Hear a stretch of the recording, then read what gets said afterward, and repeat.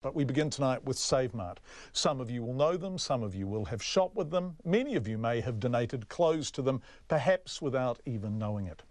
Save Mart are behind the blue bins that are in many neighbourhoods in New Zealand where you can deposit clothes you no longer need. As you do so, you'll see the Child Cancer Foundation sticker and the promise this recycling project helps with cancer. It does indeed. Save Mart indisputably donates some of the proceeds of the clothing people put in those blue bins to the Child Cancer Foundation. What percentage of their revenue that is isn't known. However, recipients like the Child Cancer Foundation and other charities are very grateful for it. But Save Mart is also a business, and some of what goes into those bins is sold for their profit. Again, the split isn't public. Many of the staff earn the minimum wage. They're certainly not alone in that. And while they'd love a pay rise, most of all what they'd love is better protection from some of the stuff people are dumping in those bins. We've disguised voices to protect the identity of Save Mart workers. What's your job? I'm a sorter, so what it is that all the bales, they get brought in from the outside bins, and our job description is to empty out the bins and select the best products that they can resell. This is a story that begins with the famous blue clothing bins with child cancer written on the side of them. Many people will have put clothing into them. Some people have put in other things too. Yeah, hospital clothing that's got blood stains on it. We'll call that person worker number 1 and this person worker number 2. A lot of dead rats. Sorry, did you just say dead rats? Yeah, dead rats. We've altered their voices because they're scared they'll lose their jobs. Any job is better than none at all, even if this is what's amongst the clothing. And we'll call this person worker number 3. Kitchen rubbish, rubbish from the garden, broken glasses, like nappies with ships and all like what you're thinking, all the ships ones. Yeah. And even syringes, broken bulbs, you know. Kitchen rubbish, garden rubbish, soiled nappies, broken glass and broken light bulbs, feces, blood and other body fluids. And needles, used needles. None of which would be such an issue if they didn't have to work with bare hands. Are you given gloves? No, we've never been given gloves. That's worker 1, but they all say the same thing. Is worker 3 or any of her colleagues wearing gloves? No, we're not. Here's worker 1 again. When I first started, I thought, oh, cool, you know, we're allowed to wear gloves. No. So what we normally do is, like, if we see something, because you've got to really watch what you're picking up. You know, if there's a clean towel around there, we'll just pick it up with that, and then, you know, so we're not touching it. And so not only are you not given gloves, have you been told, explicitly told you are not allowed to wear them? Yes. Yes. Worker 2, the same question. Are you allowed to wear gloves?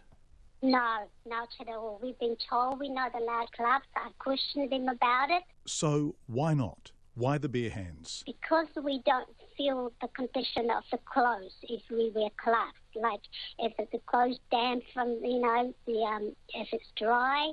Workers we spoke to, both on the record and off it, all told us the same thing. Wearing gloves means you're less well able to assess whether the material's dry or wet, good or bad. And they're told that explicitly. Here's worker 3 again, talking about instructions from a manager. She said, like, we can't feel the clothing if it's wet or dry. All the workers we spoke to told us the same thing.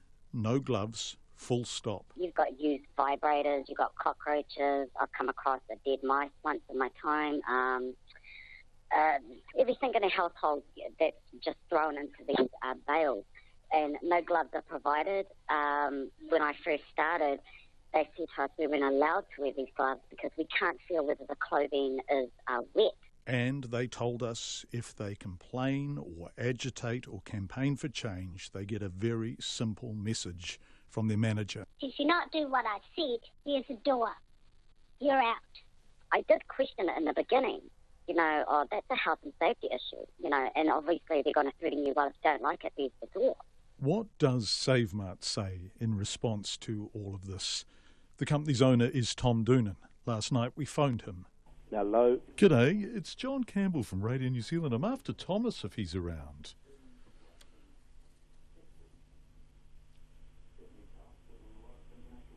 Is that Thomas? Thomas, it's John Campbell from Radio New Zealand. That may have been confusion, of course. I called him Thomas. He calls himself Tom. He may have thought I had the wrong person. So our producer, Bridget Burke, called him back a few minutes later. That was roughly 7 o'clock last night.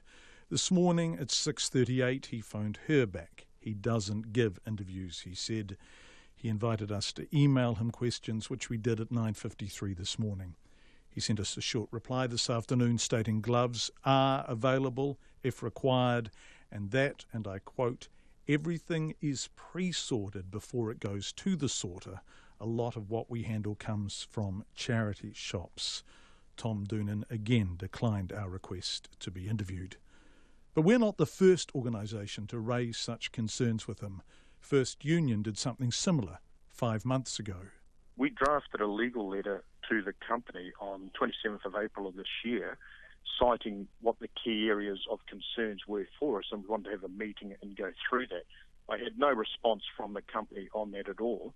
I went back again on the 9th of June and hand-delivered to Grant Doonan, who was the son of the owner of the company, the legal letter again, and also some legal letters for the initiation of bargaining for a collective agreement. I've since then gone through a number of email exchanges to the company, of which I've had no response. I finally got a response back by fax saying that the company has blocked my email, so that limited my ability to get any form of communication. That's Graham McKean, First Union organiser, who's now representing some of Save Mart's workers, or attempting to. He provided us with photos the workers have taken. They're not allowed to photograph what they're sorting and risk their jobs by doing so, but some have managed to. The photos clearly show broken glass and the jagged edge of a broken clock face, broken crockery, and, just a warning, if you're watching and you're squeamish, we're about to show you soiled underpants. Do look away. They're in the midst of other clothes, and it is a pretty unpleasant thing to contemplate touching without gloves. The photo's gone now. There's also video footage as the workers go through the clothing, but it identifies individual workers, so we are not using it. First Union's Graham McKean says whilst they'd like a pay rise from the minimum wage, what they're after first and foremost is health and safety protections. And how are they going with that? There's been no response at all. So I have sent through several letters, several emails. I've visited the site several times, including going to the main office and meeting with Tom's son, only to no avail. There's been no response on any of those key point issues that we've sent through. Save Mart does appear to be a real success story. Its website lists 31 stores in New Zealand. At New Lynn today, a big shop in West Auckland where the sorters are also based, there were thousands of garments on sale, many of them from those blue bins that lots of us will recognise. A percentage of the proceeds does indeed go to the Child Cancer Foundation and also to other charities, and they are very grateful for it. We do not know what percentage of Save Mart's revenue this is. The union began its approaches in April. In his email to us today, Tom Doonan said they are in the process of restructuring the New Lynn operation, also starting in April. Staff claim they have not received formal notification of this. But with the union effectively getting little or no response and the workers reportedly under restructure, the question is, what do they do to ensure their own health and safety?